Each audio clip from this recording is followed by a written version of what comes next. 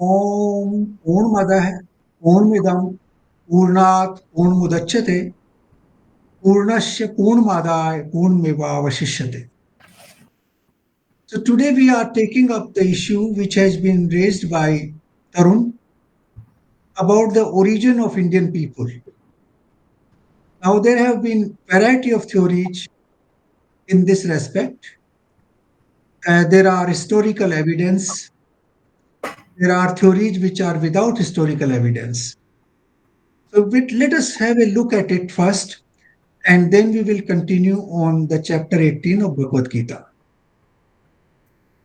Now, the first evidence of any nature which can be available in human civilization is language. Language is one which is required to communicate with others.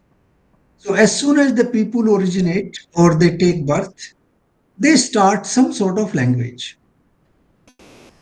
And today in the world, it is very clearly accepted that Sanskrit is the oldest living language.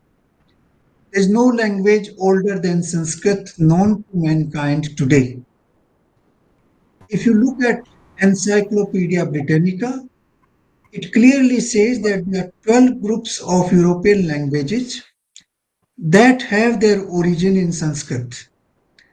It also talks about something called Proto-Indo-European language, but there is no Proto-Indo-European language known to mankind till date.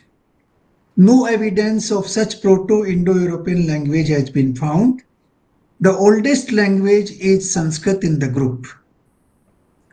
And therefore, Sanskrit is known as the mother of European languages. Now, if a language like Sanskrit originated in India and went to Europe, obviously the Indian people must have originated before Europeans. That is one piece of evidence. Now, it is also accepted today all over the world that the oldest written scripture in the world is Rig Veda. This little reference of Epic of Gilgamesh of Egyptian people, which has been found on a one particular rock. That rock is dated approximately 3000 years old. However, if you look at the Indian history and culture, we will examine it in some detail, and we will find that Rig Veda should be at least 10,000 years old. Now, Mahabharata is giving a very clear, timeline, which has been calculated with total precision by, astronomical experts, that the war of Mahabharata concluded on 18th February 3102 BCE, before Christian era. So this is, if you add 2000, now we are in 2024. So if we add those many years here, the Mahabharata war will be 5000 plus years old, 5126 years old. So this is the timeline of Mahabharata, where the beginning of Kali Yuga has also been indicated very clearly in Mahabharata. The timeline of Mahabharata has also been actually defined and observed by some of the well-known mathematicians of India, including Aryabhatta. In Aryabhatiya, there is a clear reference to this. Then, in Mahabharata, Bhagavad Gita appears. In Mahabharata, there is a reference to Hanuman. There is a reference to Raja Janak. There is a reference to Ram. In Bhagavad Gita itself, in chapter 10, Lord Krishna says that Dhanurdharyo mein Ram. Now he is referring to Ram. Obviously, Ram must have taken birth before Mahabharata. which is also known in our history because that is called Solar Dynasty, Surya, based on the sun. And Mahabharata dynasty is known as Lunar dynasty. So the Solar dynasty came into existence before Mahabharata dynasty. So Valmiki Ramayana is definitely an older text than Mahabharata. And the birth of Lord Rama and kingdom of Ayodhya and his fight with Ravan are definitely predated to Mahabharata because all these contexts have been referred to in Mahabharata from time to time. Now, given that, one can safely presume that the text of Valmiki Ramayana should at least be 6 to 7,000 years old, if not older. If we take Mahabharata 5,226 years old, then the text of Valmiki Ramayana has to be at least 6 to 7,000 years old. And it is all written in Sanskrit, so Sanskrit language was actually in use at that time. Then it is also very well known in our history and culture that Rig Veda predates the birth of Rama and Valmiki Ramayana because that is the text which is oldest in terms of chronology of Indian texts. It is also accepted globally now that the Rig Veda is the oldest written text. There is some reference to so-called Epic of Gilgamesh in the Egyptian culture, but the Epic of Gilgamesh is not an epic in the real sense. It's only a short text on a rock which has been found.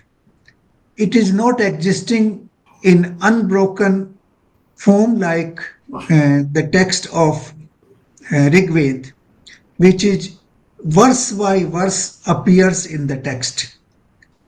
So, if we can analyze these three aspects, the Mahabharata, the Ramayana, and the Rig Veda would at least be 10,000 years old. This is my analysis based on the facts. Now, Sanskrit language is the basis of Rig Veda as well. So, Sanskrit was actually spoken and read at that time. So, the language is even older. Obviously, the civilization must be older than that. So, this is the context in which I am talking about. So, saying that the people of Indian origin, Aryans, came from Central Asia has no foundation at all. There is no substantive evidence. If anybody is ready to show me the evidence, we can talk about it. These are simply, fictitious writings given by the Western people because they never wanted to accept that the Indian civilization is the oldest in the world. They never wanted to accept that. Now, let us take some other facts. If we look at the oldest university in the world, it is Takshila, which is approximately 2,800 to 3,000 years old. There is no university older than that known to mankind. Now, that university attracted students from Greece, from China, from Middle East, and from other parts of the world. It is all recorded fact. So, if India had university of that stature in that ancient time, obviously Indian civilization was well developed.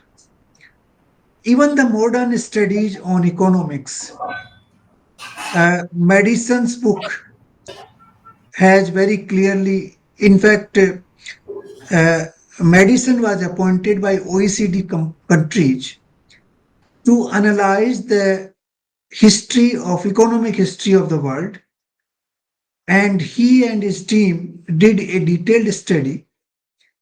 And after that, Angus Madison wrote a report which was later on converted into a book. It is available on internet. You can look for it.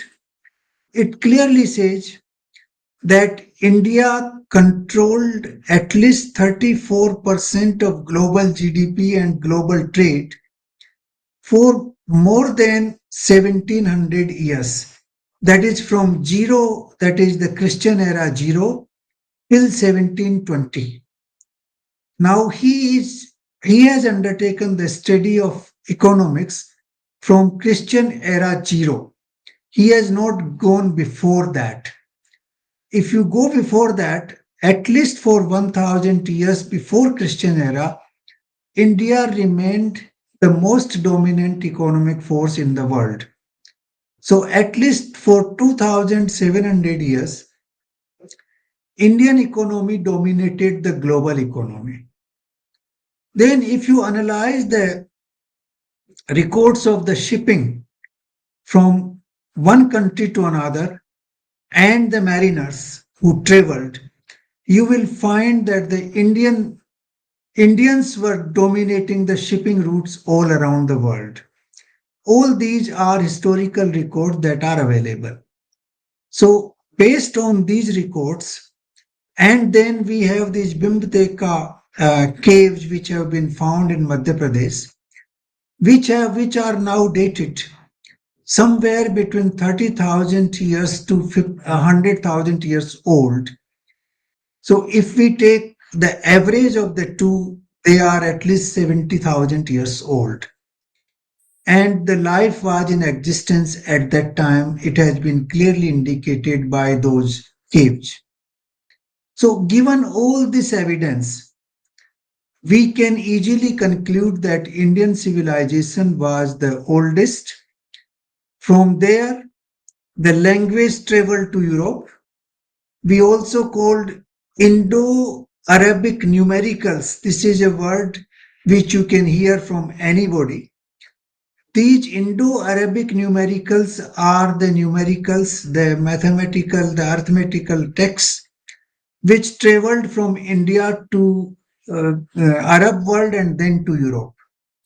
So obviously these are the texts which are older.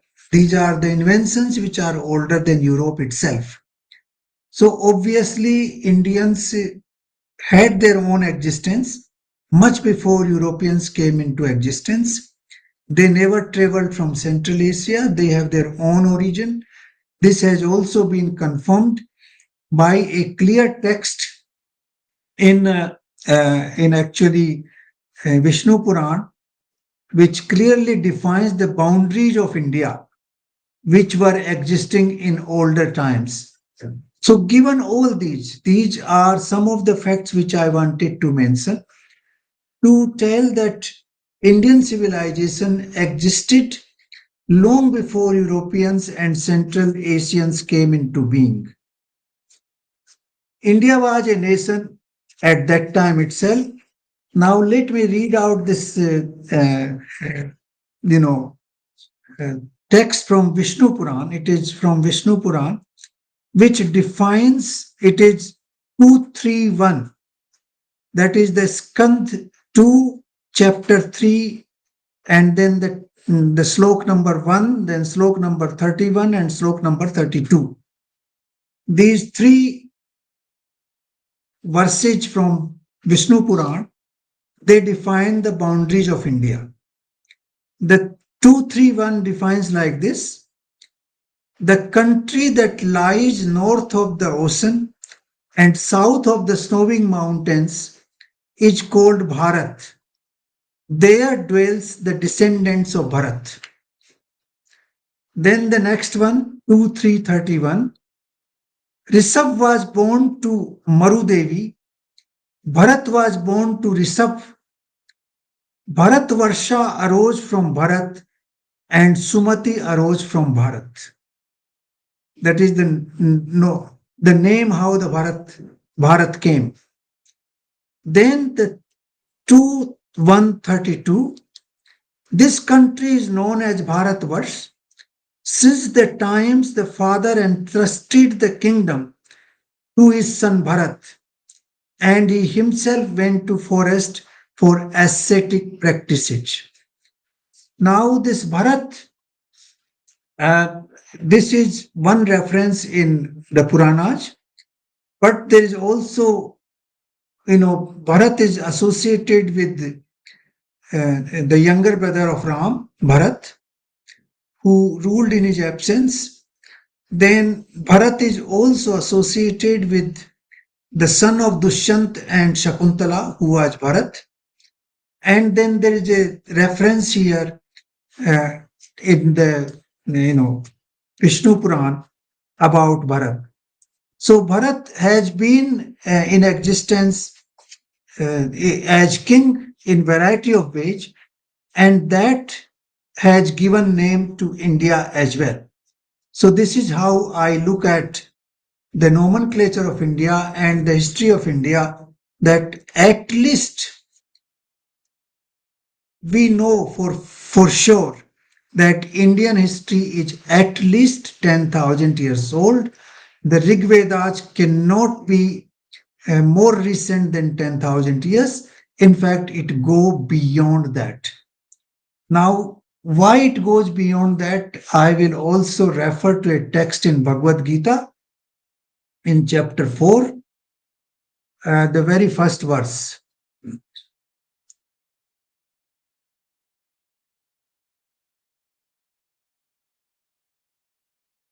The first verse of chapter 4 of Bhagavad Gita says,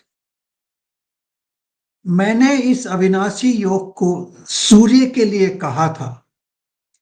सूर्य ने अपने पुत्र वैवत्स्व मनु के लिए कहा और मनु ने अपने पुत्र इक्ष्वाकु से कहा. Now, Ikshvaku is the origin of the Solar dynasty. In fact, it is also called Ikshvaku Vans, where Rama is born. So this is given in Bhagavad Gita by Lord Krishna himself, that I told this yoga in the beginning of the era to the sun. Sun told this to his son Vaivatsva. Then Vaivatsva told his son to Ikshvaku, and then it continued further down. So obviously, the history is much older than even the Solar dynasty, even the Vedas. So I would very clearly state that Indian history, given its record, is the oldest in the world. I have read some other histories. I do not claim to have read everything, but I've read histories of some of the ancient civilizations. They are definitely not older than our history. And you can see the texts like Vedas, Upanishads, which are so profound and so ancient. Obviously, we had a very well developed civilization in the past, and this civilization had its own origin in India. It did not have or migrated from anywhere else.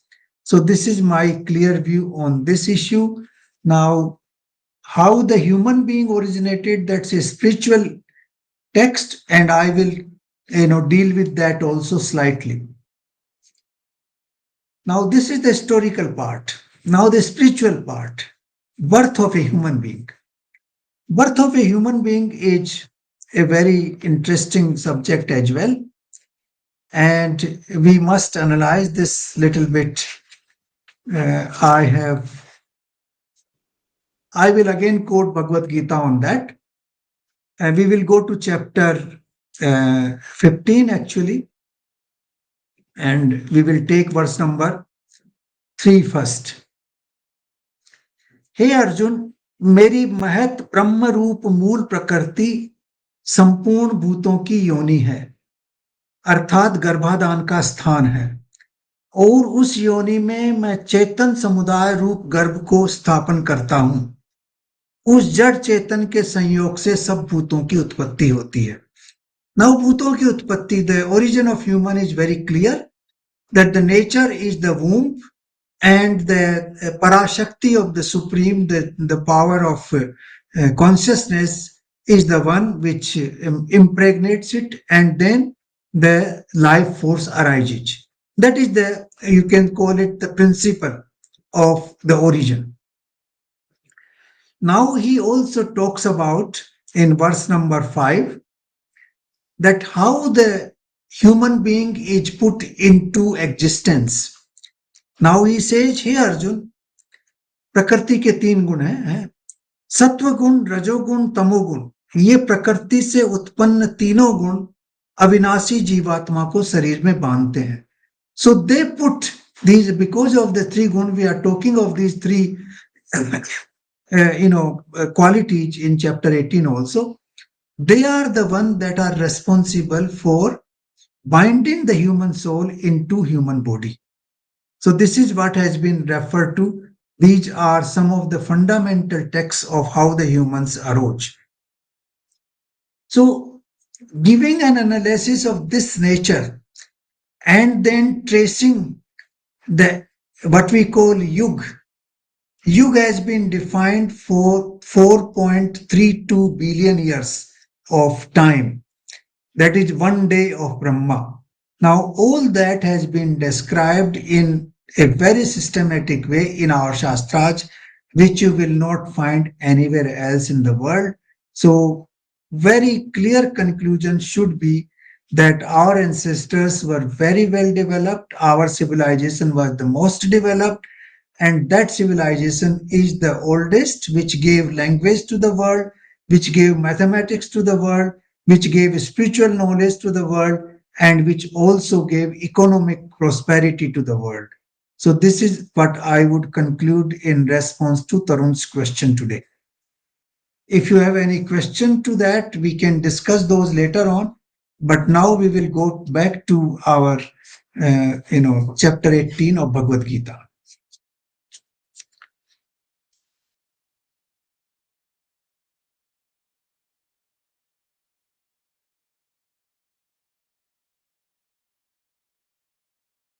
So last time we covered up to verse number 28 of chapter 18. Today we will take verse number 30 onwards, 29th onwards. Now, हे धनंजय, अब तू बुद्धि का और धृति का गुणों के अनुसार तीन प्रकार का भेद मेरे द्वारा संपूर्णता से विभाग पूर्वक सुन.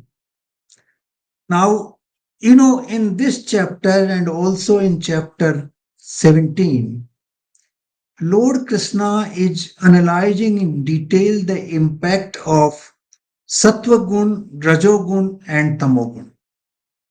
In the previous chapter, he said that Shraddha, Bhakti, Shraddha is also of three varieties. Then he said Yajna, Dan, and Tap, they are also of three varieties. He defined them. How do you analyze them? Whether a particular yajna is sattvic, rasic, or tamasic. Whether an act of donation is sattvic, rasic, or tamasic. All those were analyzed in detail in chapter 17. In this chapter, he is analyzing the karma, the whether the karma is rasic, sattvic, or tamasic, whether the karta is rasic, sattvic, or tamasic, and now he is even going to the buddhi. Now, buddhi can also have three different variations. It can be sattvic, it can be rasic, it can be tamasic. And dhriti is associated with buddhi. Dhriti means which holds you and which gives you the decisive power so that you are able to act. So dhriti and buddhi are actually, they are closely associated and they act together. Once you analyze an issue, come to a conclusion, then you use dhriti to take a decisive action and move towards that. So dhriti is the one, actually the dhri dhatu in Sanskrit is very important dhatu. The word dharti comes from there because it holds all of us. Word dharya also comes from there because dharya is the one which gives us the courage. So dhriti is the one which gives us the stability to move forward in a particular direction once we have taken a decision for that direction, and that decision is taken by buddhi, by your intellect, by your power of analysis, by your rationality. So here I think one more point we must understand, that these three gunas, sattva, raj and tam, they are associated with all aspects of nature. Wherever there is prakriti, these gunas are associated. When we transcend prakriti, then these gunas are not relevant at all. So, buddhi is part of the prakriti. This is what also implied in that. Dhriti is also part of prakriti. This is not part of consciousness. Consciousness is the one which is not impacted by three gunas. That is absolutely what you call influence free, eternal, uh, ever existing. But Prakriti is impacted by the three gunas because these three gunas are the foundation of Prakriti, and these gunas make it what we call dynamic all the time. The dynamism which comes in this comes because of these gunas. And these gunas make it dvait, good, bad, and the middle. Now, good is sattvic, bad is tamasic, and middle is the one where we are all the time vacillating. So, this is what the gunas indicate, that on one side of the pendulum is sattvic, on the other side of the pendulum is tamasic, and in the middle we are vacillating most of the time, and that vacillation is in the area of rasic. Roughly, it is not entirely scientific, but roughly this is the way the gunas operate. So here he is saying that these gunas, they even go to Shraddha. We saw that in chapter 17. They go to the karma, they impact karta, they impact everybody. They impact your intellect, they impact your mind. The mind also, he explained earlier, could be sattvic, rasic, and tamasic. Now he's coming to buddhi. So let us see how the buddhi and dhriti are sattvic, rasic, and tamasic. Very interesting. And I'll give you some examples to explain these things. So, verse number 30. हे पार्थ, जो बुद्धि प्रवृत्ति मार्ग और निवृत्ति मार्ग को, कर्तव्य और अकर्तव्य को, भय और अभय को, तथा बंधन और मोक्ष को यथार्थ जानती है, वह सात्विक बुद्धि है. यथार्थ जानना. यथार्थ means as it is, without any alteration, to know the reality as it exists. Like the ISKCON people say, Bhagavad Gita as it is, that without any alteration, it should be this way. Similarly, Yatharth means as it is without any alteration. So, Jo Buddhi, Pravarti Marg or Nivrati Marg. What is Pravarti Marg? Pravarti Marg is to get engaged in the world. Pravarti is engaging. You get engaged. In variety of ways we get engaged. For example, in the childhood, we don't remain engaged, but as soon as we cross 5 6 years of age, we become engaged in what we call education. We go to the school. We have competition in the school. We want to learn. We want to score higher marks. So we get engaged into the world. We get engaged into the worldly activities. Then if somebody has a particular uniform, I want to have better than that. Somebody has a particular variety of shoes, I want to have better than that. Somebody has a toy, I want to have better than that. Somebody has a bicycle, I want to have better than that. That is engagement. So you remain engaged. The engagement starts after 4 5 years of age when we join the school, and then it continues. Then it continues in the job, that I want to get a better job than this guy has. I want to become more prosperous than this guy has. I want to have more beautiful wife or husband than this guy or this girl has. So all that competition continues, that engagement continues. I want to travel more than the others have traveled. I want to speak more languages than the others speak. I want to become more jnani than the others have become. So all that engagement continues. That is called pravarti marg. Marg in which you want more and more and more. That is pravarti marg. It takes you to the world. It keeps you engaged in variety of ways. Even people who are engaged in philanthropic activities, they also remain engaged because they want to do more than others, and they want to show to the world that I have donated more money, I have established more institutions, I have done more welfare of the poor, I have done more education work for others, things like that. So that is called pravarti marg, marg in which you remain engaged for whatever reasons, but you want to show to the world that you are doing more and more and more. Nivritti marg means you slowly, slowly withdraw from the world. That I don't want to remain engaged here, I don't want to remain engaged. And you slowly, slowly, you don't disengage from the world in the visible form, but you disengage from the world in terms of detachment. You don't remain attached to things again and again. So the detachment comes into play. That slowly, slowly you withdraw. Whatever happens in the world doesn't impact you. In the Pravarti Marg, whatever is happening in the world will impact you. Everything will,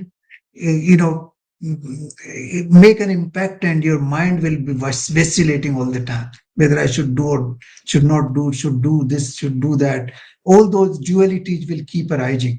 But as soon as you start the Nivrati Marg, the dualities will stop, and you will withdraw from the world one by one. The world will not matter for you. The what is happening in the world will not impact on you. So this is what the Pravarti and Nivritti Marg. To know these two paths clearly is the first sign of a Sattvic Buddhi. Then Kartavya and Akartavya. What is worth doing, what is not worth doing.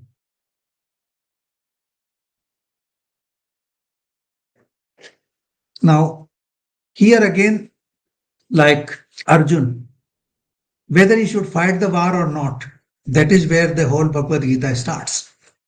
So, what is his Kartavya? What is his duty? Now, this has been defined, very well defined, that the duties have two main criteria. One is what has been defined by Shastras that you should do. What is dharmic? What is right thing to do in a particular situation? Like for Arjuna, the right thing to do in this situation is to follow his dharma, that is to protect the dharma. To protect the dharma, if he has to commit, killings, he has to do it. So to protection of dharma age becomes the most important duty for him. And as Kshatriya, that is his duty to protect the dharma. For other, varnas, there are duties. So the duties have been defined in the Shastras. So you follow your duty. That is the first part. Secondly, you follow the laws of the nature. So these are the two different versions which we are supposed to follow. Follow the law of nature. For example, if you try to fall from 10th floor, naturally the law of nature will kill you. So you should know that law of nature. If you eat poison, you will be killed. That is the law of nature. So follow the law of nature. If you want to swim upstream in the river, then obviously you will have to struggle and you may be killed. So follow the law of the nature. Don't go against the law of the nature. That is one principle. And second principle is follow the Shastras, the path which has been actually given by the saints, by those people who became one with the Supreme. So that is the Kartavya. Kartavya is the path indicated in the Shastras and the path indicated by the nature. And a Kartavya means which is against that should not be done. So if those people who are very clear what should be done and what should not be done, they have Sattvic Buddhi. That Buddhi, if it is Sattvic, it will give you clear indication that this is what you should do, this is what you should not. Then Bhaya and Abhaya. When you are doing right things, when you are very clear in your thought process, there's no duality inside, then you will not have fear. fear will not be there at all. Fear will come because of guilty consciousness, because of duality, because of doubt inside you. So, if your buddhi is very clear on pravarti and nivritti marg, kartavya and akartavya, automatically you will not have fear. So, if you have fear, obviously your buddhi is not giving you the right path. The fear must not come if the right path is indicated by the buddhi. So, there you should be very clear what you should do.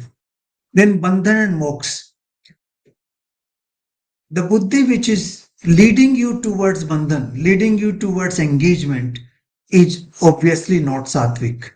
The buddhi which is leading you towards liberation. Liberation means the activities around you in the world are not impacting you. You are liberated in your own way.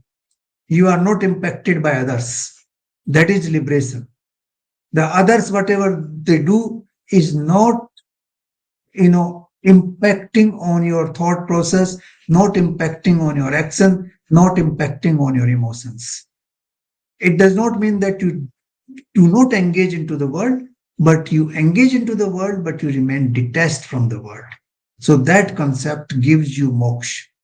So any buddhi, any intellectual power, that intellect which gives you clear, direction, clarity of direction between the engagement and disengagement, duty and not duty, fear and absolutely, no fear, and liberation and what you call enslavement. That direction, if comes very clearly, then that buddhi is sattvic.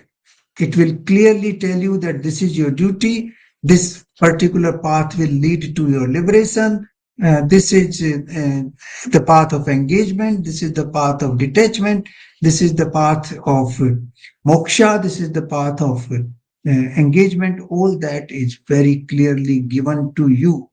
Then your buddhi is sattvic. These thoughts are indicated very clearly when you analyze the situation. So that is sattvic buddhi. Then we go to verse number 31.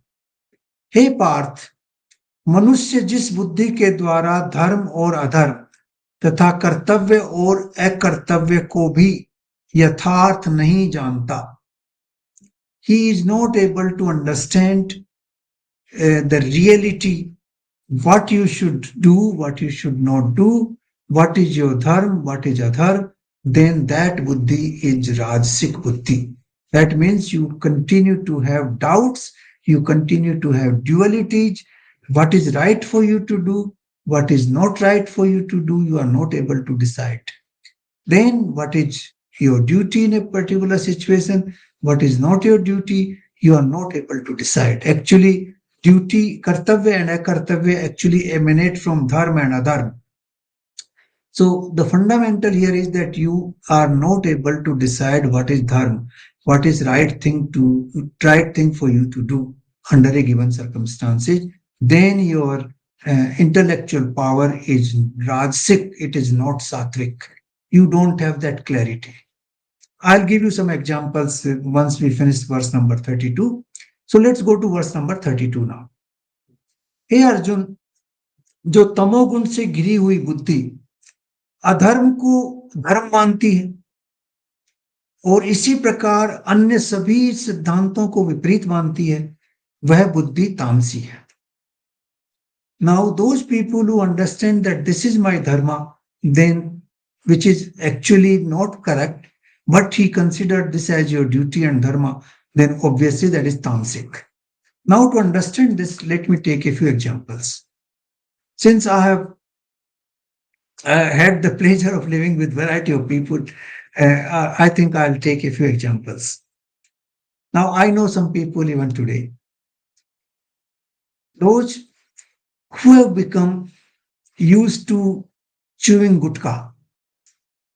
Now, gutka is addiction, all these great actors and great cricketers, they promote gutka without realizing how much damage they are posing to the society.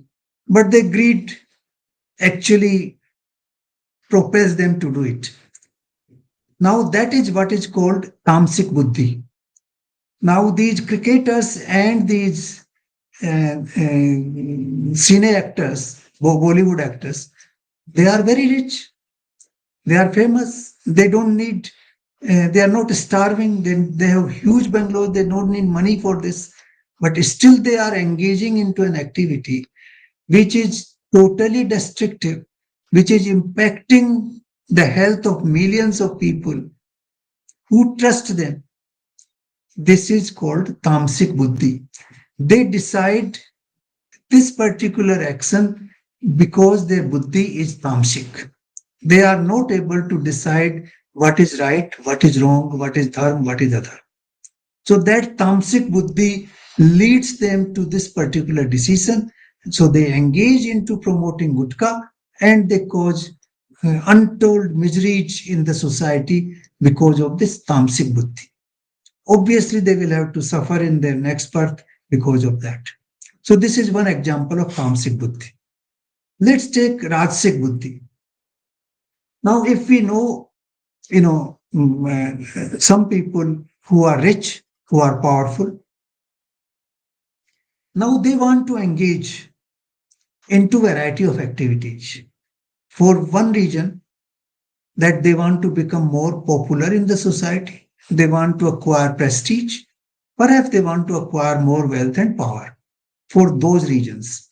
Now, because of that, they remain in doubt all the time. Okay, I'm doing this, but the people will ultimately realize that I'm doing it for my own selfish interest. Now that is Rasik Buddhi. He is entering into what you call, uh, you know, mm, philanthropic activities, but because he wants to acquire name and fame, that is why he's entering. And he knows to some extent, not all the entirely, to some extent he knows half that others also know that I am engaging into philanthropic activities because I want to acquire name and fame. Now that buddhi, which doesn't give him clear direction, but a what you call partial direction is tamasic buddhi. Rasic buddhi. Rasic buddhi is like the twilight zone in the evening when the sun is not very clear and the night has not started. When the sun is very clear, then that is sattvic. When the night has dawn, then that is tamasic. But in the middle, there is rasic buddhi, which is in the twilight zone, where the image of the things are not very clear. You can see them, but not very clearly. So that twilight zone is happening in large number of people. In fact, a vast majority of people fall into that category, that they are not very clear what they want in life, whether they want nivrati or whether they want pravarti, whether they want bandhan or moksha. They are not very clear. They are vacillating from one side to another. They are in a state of dilemma, a shifting position from one side to another side. Then they will say, okay, we have to live in the world also. We have to perform certain worldly activities. We have to do this. We have to do this. Then say, no, no, no. We must do some spiritual thought because these things will not go with us in at the end of the life. So we should engage into some philanthropic activities and this and that. So that buddhi is a vacillating buddhi where clarity is not there, though there's a tendency but not clarity. So the three types of buddhis which Lord Krishna has mentioned here: the buddhi which is very clear, which is crystal clear like water. You put in clean water a stone, it is clearly visible. So in that kind of clarity, you have that clarity in the daytime when everything is very clear. You can identify this is a building and this is a tree and this is a man and this is an animal. But when that comes into twilight zone, sometimes you get confused whether this is a building or a tree or whether it's animal or human being. So that is the twilight zone, rasic buddhi. And when it is darkness everywhere, you can't see anything, that is called tamasic buddhi. Now, a large number of decisions which are actually destroying our society today, they are driven by tamasic decisions. If let me give you one or two historical examples. Now, for example, take the case of Hitler or Stalin. Now, those people thought that what they were doing was right. That is their perception. They were very clear because they were in total darkness. There was no light at all to them. And therefore, they did not mind killing millions and millions of innocent people in those times. Now, there was no shade of doubt. They were very clear and they performed an act which is an act of holocaust, but in darkness, total darkness. That is tamasic buddhi. But if you are vacillating between good or bad, then that is rasic buddhi. But when you are very clear that I should do this, I should not do this, then that is very sattvic buddhi. So in case of Arjun, so far it has been a tamasic buddhi. He was vacillating whether he should fight this war or whether he should not fight this war.